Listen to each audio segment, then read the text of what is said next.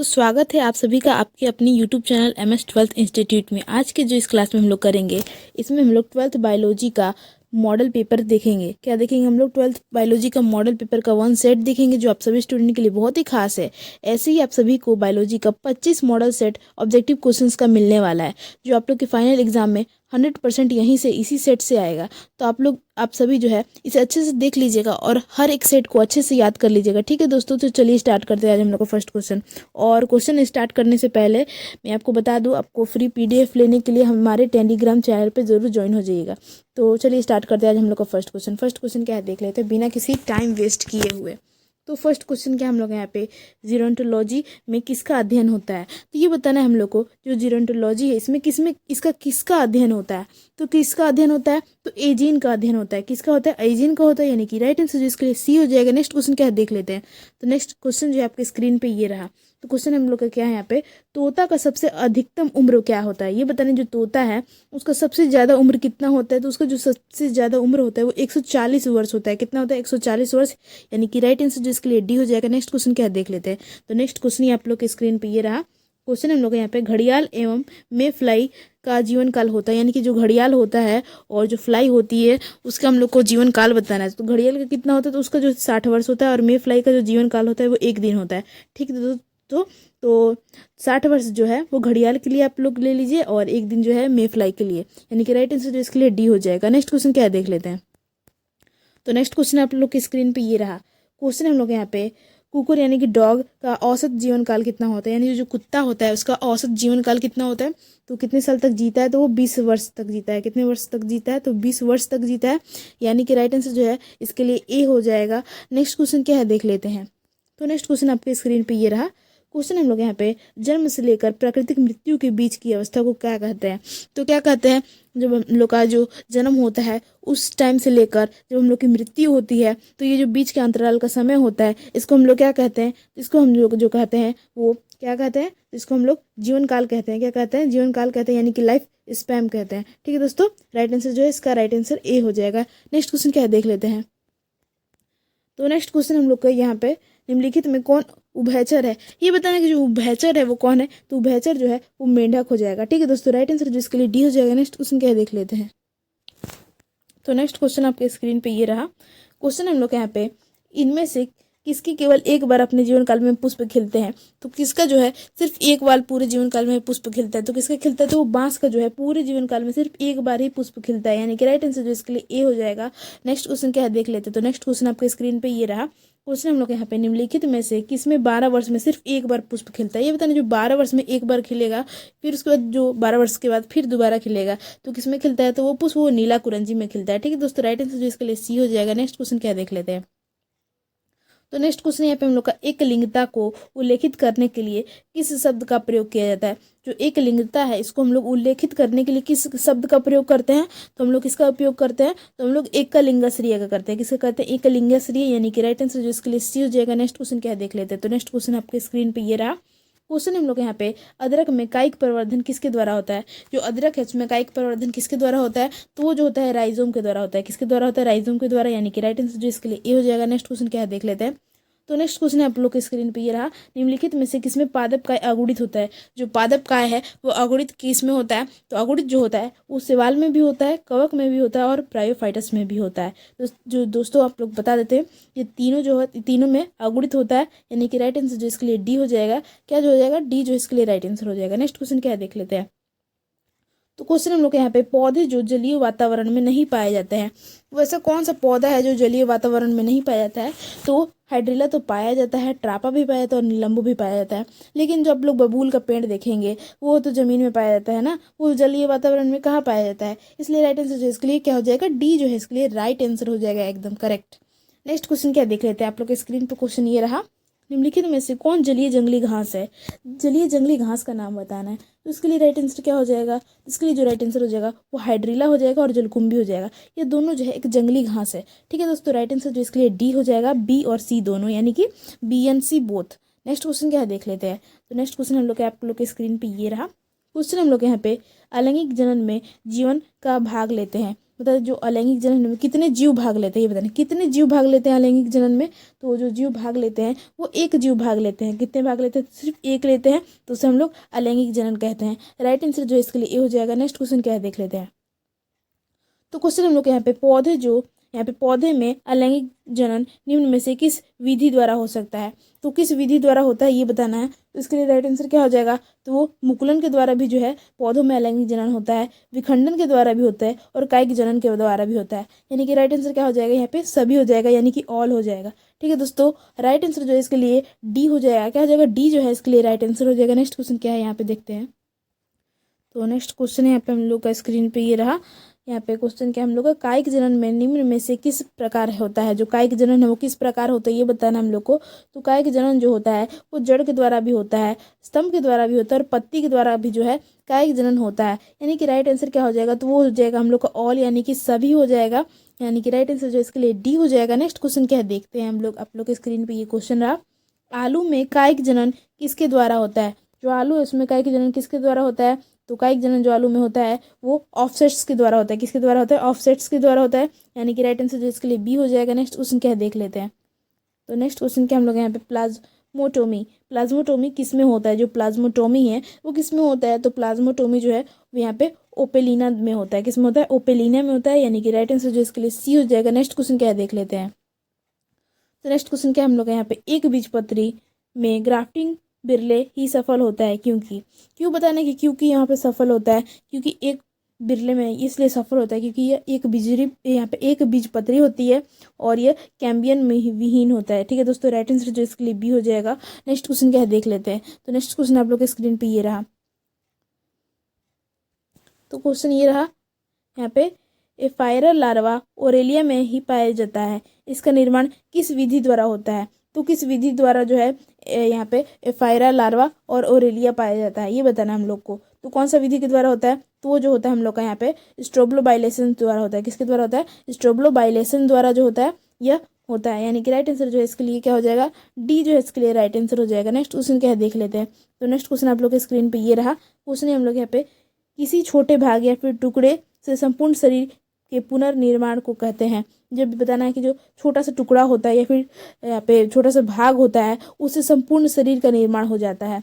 ठीक है दोस्तों, फिर से निर्माण होता है। पुनर्निर्माण मतलब फिर से निर्माण हो जाता है। तो उसको हम लोग क्या कहते हैं? तो उसको जो हम लोग कहते हैं यहाँ पे मोरफोलैक्सिस कहते हैं। क्या कहते हैं? मोरफोलैक्सिस कहते हैं। राइट आंसर जो है इसके लिए ए हो जाएगा। नेक्स्ट क्वेश्चन क्या है देख लेते हैं। तो नेक्स्ट क्वेश्चन आप लोग के स्क्रीन पे ये रहा।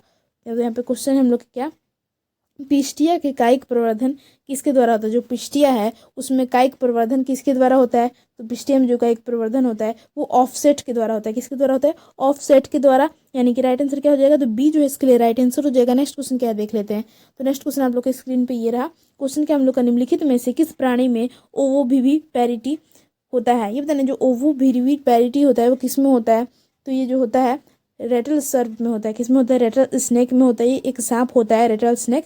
इसके मूंछ पे जैसे घुंघरू टाइप से रहता है और वो घुंघरू जैसा बसता भी है। ठीक है दोस्तों, इसी पे जो है यहाँ पे विविपैरिटी होता है इसके शरीर पे। ठीक है दोस्तों, ओवो विविपैरिटी राइट आंसर जिसके लिए सी हो जाएगा। नेक्स्ट क्वेश्चन क्या देख लेते हैं।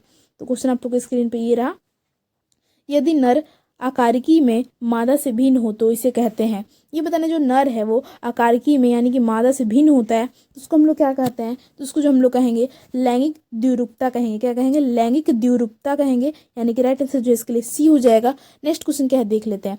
तो नेक्स्ट क्वेश्चन हम लोग आप लोग के स्क्रीन पे ये रहा। क्वेश्चन क्या हम लोग का, किसमें तिर्यक द्विखंडन पाया जाता है। जो तिर्यक द्विखंडन है वो किसमें पाया जाता है। तो यह जो पाया जाता है वो सिराटियम में पाया जाता है। किसमें पाया जाता है? सिराटियम में पाया जाता है तिर्यक द्विखंडन। यानी कि राइट आंसर क्या हो जाएगा? तो डी जो है इसके लिए राइट आंसर हो जाएगा। नेक्स्ट क्वेश्चन क्या देख लेते हैं। तो क्वेश्चन देख लेते हैं नेक्स्ट क्या है।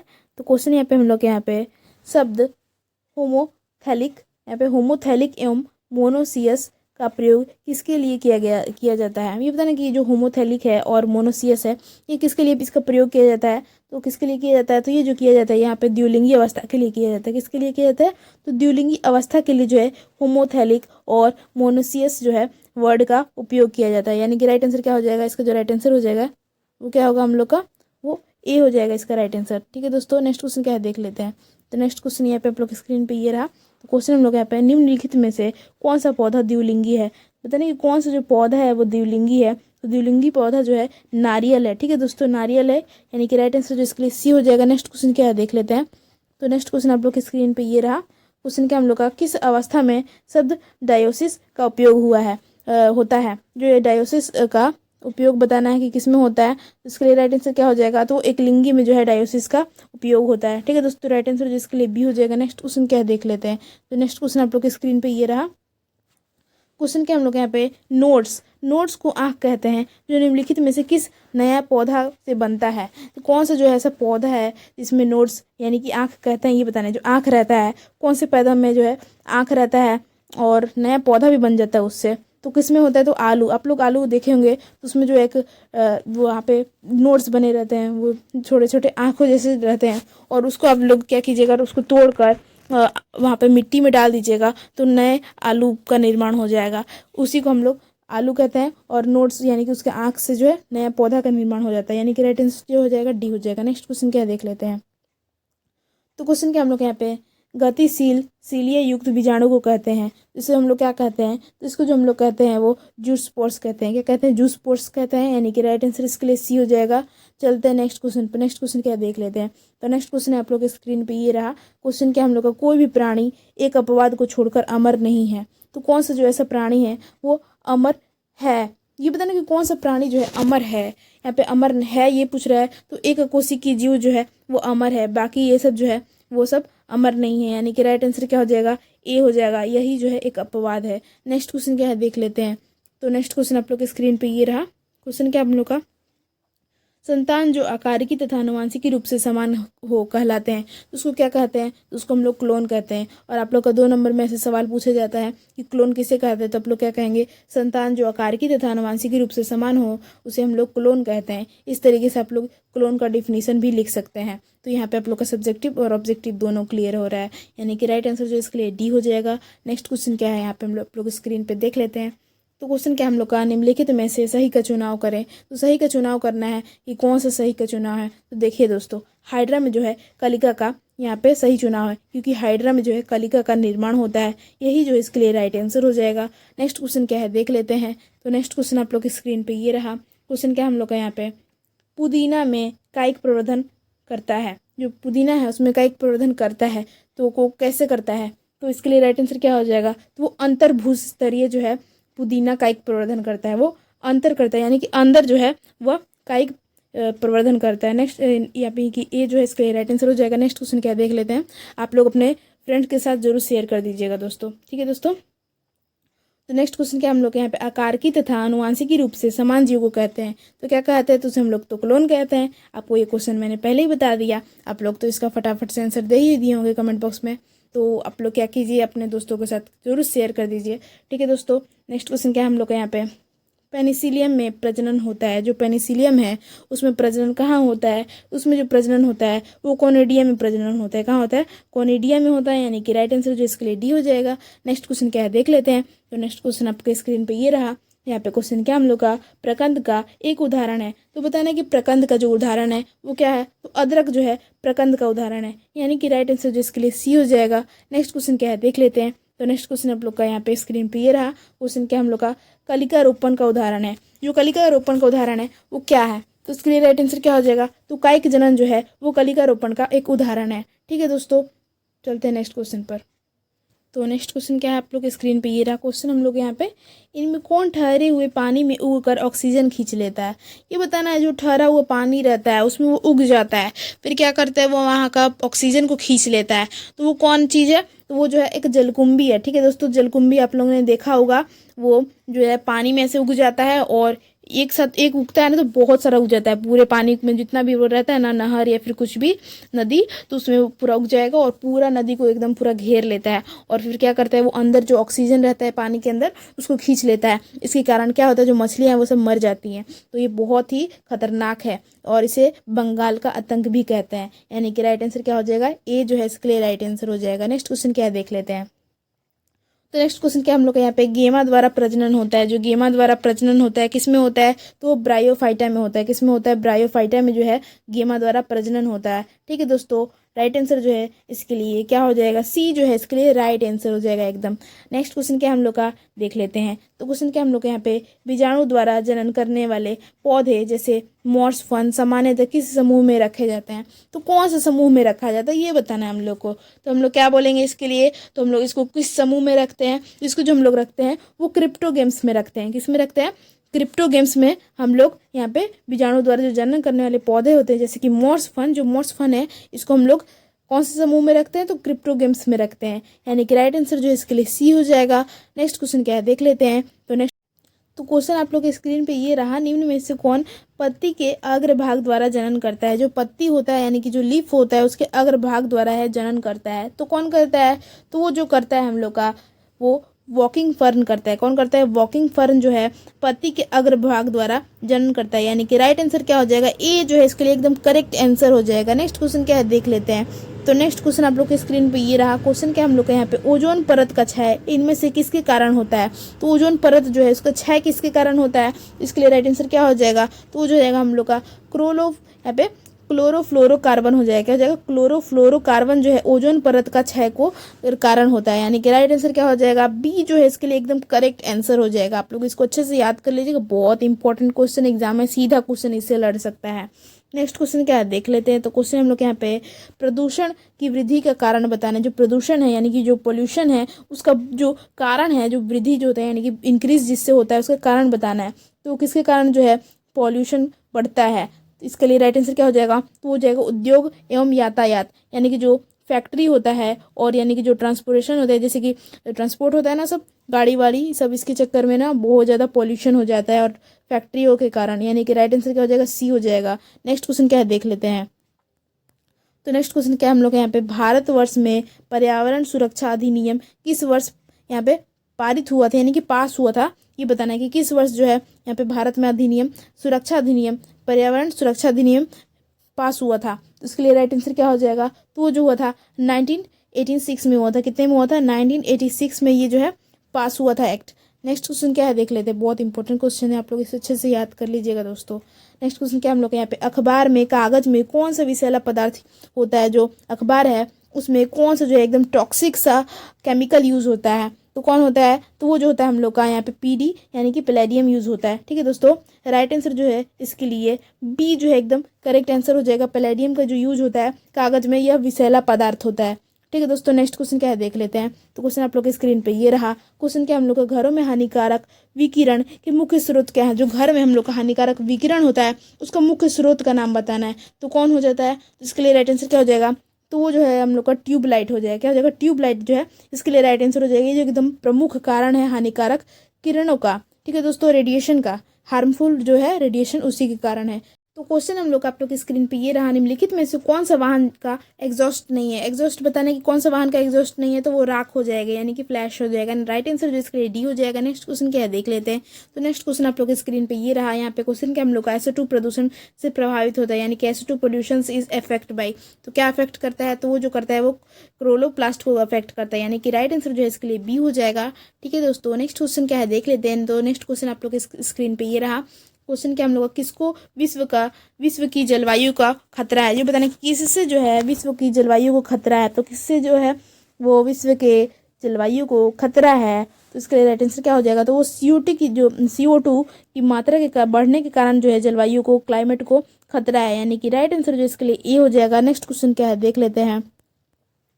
तो क्वेश्चन क्या हम लोग यहाँ पे चिपको आंदोलन किसकी सुरक्षा के लिए शुरू किया गया था। तो कौन, मतलब जो चिपको आंदोलन था वो किसकी सुरक्षा के लिए शुरू किया गया था, तो वो जो सुरक्षा किया गया था तो वो वनों के लिए किया गया था, यानी कि जो पेड़ की बहुत कटाई हो रही थी, इसलिए लोग क्या कर रहे थे, जो सब पेड़ में चिपक जा रहे थे, यहाँ पे पेड़ में चिपक जा रहे थे और बोलते रहे थे अब आओ काटो पेड़ को, देखते हैं कैसे काटते हो। तो इसीलिए जो है वो आंदोलन का नाम चिपको आंदोलन पड़ गया था, यानी कि राइट आंसर क्या हो जाएगा, इसका ए हो जाएगा। नेक्स्ट क्वेश्चन क्या है देख लेते हैं। तो नेक्स्ट क्वेश्चन आप लोग के स्क्रीन पे ये रहा, क्वेश्चन क्या हम लोग यहाँ पे देख लेते हैं। तो क्वेश्चन हम लोग यहाँ पे ओजोन दिवस कब मनाया जाता है, जो ओजोन दिवस है वो ओजोन डे कब सेलिब्रेट किया जाता है, ये बताना है हम लोग को। तो ओजोन डे मतलब ओजोन, यहाँ पे ओजोन डे जो है वो कब यहाँ पे सेलिब्रेट किया जाता है, तो वो 5 सितंबर को मनाया जाता है। ठीक है दोस्तों, 5 सितंबर को जो है ओजोन दिवस मनाया जाता है, यानी कि राइट आंसर जो है इसके लिए ए हो जाएगा। नेक्स्ट क्वेश्चन क्या है देख लेते हैं। तो क्वेश्चन क्या हम लोग का यहाँ पे मीथेन का प्रमुख स्रोत है, जो मीथेन है उसका प्रमुख स्रोत बताना है, जो मेन सोर्स है मीथेन का वो क्या है। तो यहाँ पे मेन सोर्स जो मीथेन का हो जाएगा वो क्या होगा, तो धान का खेत हो जाएगा। धान के खेत में आप लोग जाइएगा तो वहाँ पे एक अजीब टाइप सा स्मेल होता है, वो क्या रहता है, तो मीथेन गैस रहता है। आप लोग वहाँ पे थोड़ा सा भी माचिस जलाइएगा एकदम ब्लास्ट कर जाएगा, ऐसे आग लग जाएगी। यानी कि राइट आंसर क्या हो जाएगा, बी जो इसके लिए एकदम करेक्ट आंसर हो जाएगा। नेक्स्ट क्वेश्चन क्या है देख लेते हैं।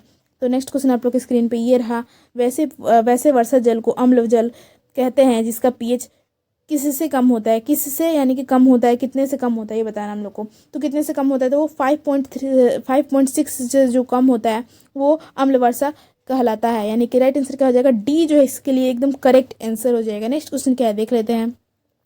तो क्वेश्चन क्या हम लोग यहाँ पे, मानव साधारणतः ध्वनि की तीव्रता सहन कर सकता है। जो मानव होता है वो कितना डेसिबल जो है साउंड को सुन सकता है, सहन कर सकता है, तो वो 20 से 30 डेसिबल को जो है सहन कर सकता है। ठीक है दोस्तों, राइट आंसर जो है इसके लिए ए हो जाएगा, एकदम करेक्ट आंसर हो जाएगा।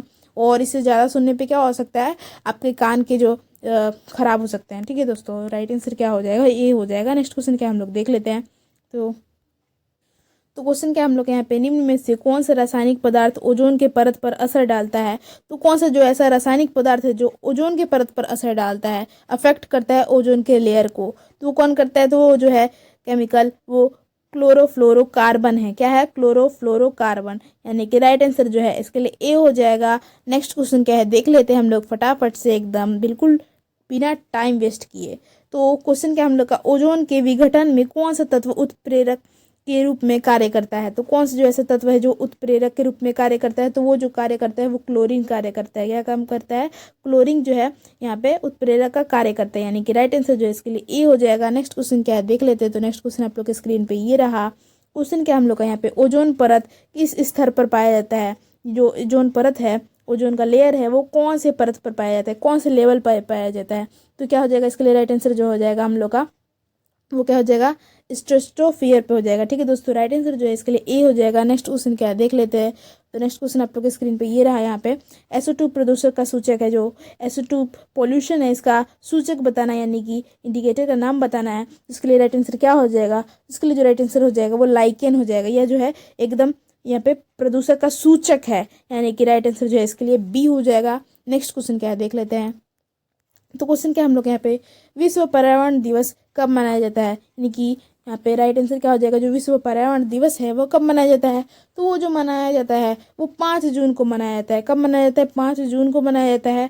ठीक है दोस्तों, राइट आंसर जो इसके लिए बी हो जाएगा। नेक्स्ट क्वेश्चन क्या है देख लेते हैं। तो नेक्स्ट क्वेश्चन क्या है हम लोग का यहाँ पे, जलाशयों में सुपोषण के लिए सबसे प्रभावशाली है। बताना कि जो जलाशय होते हैं वहाँ पे सुपोषण के लिए सबसे प्रभावशाली क्या है। तो सबसे प्रभावशाली जो है वहाँ पे अकार्बनिक फॉस्फेट है। क्या है, अकार्बनिक फॉस्फेट जो है सबसे प्रभावशाली है। यानी कि राइट आंसर जो है इसके लिए ए हो जाएगा। नेक्स्ट क्वेश्चन क्या है देख लेते हैं। तो नेक्स्ट क्वेश्चन आप लोग के स्क्रीन पे ये रहा। क्वेश्चन हम लोग यहाँ पे, तो नेक्स्ट जो क्वेश्चन हम लोग यहाँ पे, बढ़ी हुई त्वचा कैंसर एवं उच्च उत्परिवर्तन दर का कारण बताना है। ये बताना है कि किसके द्वारा जो है यहाँ पे इंक्रीज होता है स्किन कैंसर, ये बताना है। जो स्किन कैंसर वो किसके द्वारा जो है सबसे ज़्यादा होता है। इसके लिए राइट आंसर क्या हो जाएगा, तो वो जो है ओजोन क्षरण के द्वारा होता है। किसके कारण होता है, ओजोन क्षरण के द्वारा जो है त्वचा कैंसर होता है। यानी कि राइट आंसर जो इसके लिए बी हो जाएगा। नेक्स्ट क्वेश्चन क्या है देख लेते हैं। तो नेक्स्ट क्वेश्चन आप लोग के स्क्रीन पे ये रहा। यहाँ पे मिनी माता रोग होता है। जो मिनी माता रोग होता है वो बताना है कि किसके कारण होता है। तो मिनी माता रोग जो होता है यहाँ पे मिथाइल मरकरी के द्वारा होता है। किसके द्वारा होता है, मिथाइल मरकरी के द्वारा जो है मिनी माता रोग होता है। यानी कि राइट आंसर जो है इसके लिए सी हो जाएगा। नेक्स्ट क्वेश्चन क्या है देख लेते हैं। तो नेक्स्ट क्वेश्चन आप लोग की स्क्रीन पे ये रहा। क्वेश्चन क्या हम लोग का यहाँ पे, ब्लू बेबी सिंड्रोम होता है। जो ब्लू बेबी सिंड्रोम होता है वो किसके कारण होता है, ये बताना है हम लोग को। तो ये किसके कारण होता है, तो इसका जो राइट आंसर हो जाएगा वो मेट हीमोग्लोबिन से होता है। किसके द्वारा होता है, मेट हीमोग्लोबिन द्वारा जो है ब्लू बेबी सिंड्रोम होता है। यानी कि राइट आंसर जो है इसके लिए डी हो जाएगा। नेक्स्ट क्वेश्चन क्या है देख लेते हैं। तो नेक्स्ट क्वेश्चन आप लोग की स्क्रीन पे ये रहा। क्वेश्चन क्या हम लोग का, सबसे बड़ा ओजोन छिद्र किसके ऊपर है। जो सबसे बड़ा यहाँ पे लार्जेस्ट ओजोन होल है वो किसके ऊपर है। तो किसके ऊपर है, तो वो जो है यहाँ पे अंटार्कटिका के ऊपर है। यहाँ पे अंटार्कटिका के ऊपर है। यानी कि राइट आंसर जो इसके लिए ए हो जाएगा। नेक्स्ट क्वेश्चन क्या है देख लेते हैं। तो नेक्स्ट क्वेश्चन आप लोग की स्क्रीन पे ये रहा। क्वेश्चन क्या हम लोग का, अम्ल वर्षा में SO2 यानी कि सल्फ्यूरिक अम्ल का भाग होता है। तो कितना परसेंट भाग होता है ये बताना है हम लोग को। तो कितना परसेंट भाग होता है, तो वो 70% होता है। कितना परसेंट होता है? 70% होता है, यानी कि राइट आंसर जो है इसके लिए बी हो जाएगा। नेक्स्ट क्वेश्चन क्या है देख लेते हैं। तो नेक्स्ट क्वेश्चन आप लोग के स्क्रीन पे ये रहा। क्वेश्चन क्या हम लोग का यहाँ पे, भारत में मीथेन का प्रमुख स्रोत है। जो भारत में जो मीथेन का प्रमुख स्रोत है, यानी कि सोर्स ऑफ मीथेन है, मेन सोर्स ऑफ मीथेन, वो क्या हो जाएगा? इसके लिए राइट आंसर क्या हो जाएगा? तो मैंने आपको बताया है कि धान का खेत जो है वहाँ पे मेन सोर्स ऑफ मीथेन का होता है। ठीक है दोस्तों, मीथेन गैस का मेन सोर्स होता है, यानी कि राइट आंसर जो इसके लिए बी हो जाएगा। नेक्स्ट क्वेश्चन क्या है देख लेते हैं। तो नेक्स्ट क्वेश्चन आप लोग की स्क्रीन पे ये रहा। क्वेश्चन क्या हम लोग यहाँ पे, वाहित मल से जल का प्रदूषण किसकी पुटियों से प्रदर्शित होता है? तो किसकी पुटियों से प्रदर्शित होता है ये बताना है हम लोग को। इसके लिए राइट आंसर क्या हो जाएगा? तो एंट अमीबा के कारण होता है। ठीक है दोस्तों, वो एंट अमीबा में जो है प्रदर्शित करता है, यानी कि राइट आंसर जो है इसके लिए बी हो जाएगा। नेक्स्ट क्वेश्चन क्या है देख लेते हो। तो नेक्स्ट क्वेश्चन आप लोग के स्क्रीन पे ये रहा। इनमें से सर्वाधिक हानिकारक कौन सी गैस है? जो सबसे ज़्यादा हार्मफुल गैस है वो कौन सी गैस है ये बताना है हम लोग को। तो वो कौन है? तो है कार्बन मोनोऑक्साइड जो है सबसे ज़्यादा हार्मफुल गैस है। क्या है? मोस्ट हार्मफुल गैसेज है, मतलब गैसों में से एक है कार्बन मोनोऑक्साइड, यानी कि राइट आंसर जो है इसके लिए ए हो जाएगा। नेक्स्ट क्वेश्चन क्या है देख लेते हैं। तो नेक्स्ट क्वेश्चन आप लोग के स्क्रीन पे ये रहा। नेक्स्ट जो क्वेश्चन हम लोग यहाँ पे, इंसिनरेटर का प्रयोग किस प्रकार के अवशिष्ट निस्तारण हेतु करना चाहिए? तो किसके लिए करना चाहिए? तो हम लोग इसको अस्पताल के लिए करना चाहिए, यानी कि राइट आंसर जो है इसका डी हो जाएगा। हॉस्पिटल के लिए जो है इंसिनरेटर का यूज़ करना चाहिए। नेक्स्ट क्वेश्चन क्या है देख लेते हैं। तो नेक्स्ट क्वेश्चन क्या हम लोग यहाँ पे, अम्लीय वर्षा होती है, यानी कि जो एसिड रेन होती है वो किसके कारण होती है? वो जो होती है हम लोग का जीवाश्म ईंधन के दहन से जो है अम्लीय वर्षा होती है, यानी कि राइट आंसर जो है इसके लिए ए हो जाएगा। तो आज का जो क्लास था वो यहीं तक का था। क्लास खत्म हो चुकी है। आप लोगों को क्लास कैसी लगी आप लोग कमेंट बॉक्स में बताइएगा। आई होप आप लोगों को क्लास अच्छी ही लगी होगी। क्लास अच्छी लगी हो तो लाइक करना बिल्कुल ना भूले दोस्तों, और अपने फ्रेंड्स में तो ज़रूर शेयर कर दीजिएगा, उनको भी तो बुलाइएगा ना अपने साथ, ताकि वो भी तो फ़ायदा उठा पाएँ क्लास देखकर, वो भी अच्छे से याद कर पाए और एग्जाम में अच्छा से अच्छा नंबर ला पाएँ। तो ठीक है दोस्तों, आप लोग को ये क्लास अच्छी लगी हो तो लाइक कर ही दीजिएगा। ठीक है दोस्तों, और चैनल से नए जुड़ रहे हो तो सब्सक्राइब करना तो बिल्कुल भी ना भूले, और आप लोग को फ्री पीडीएफ लेना होगा तो हम लोग के टेलीग्राम चैनल से ज़रूर जुड़ जाइएगा दोस्तों। Thank you for watching this video. Bye bye.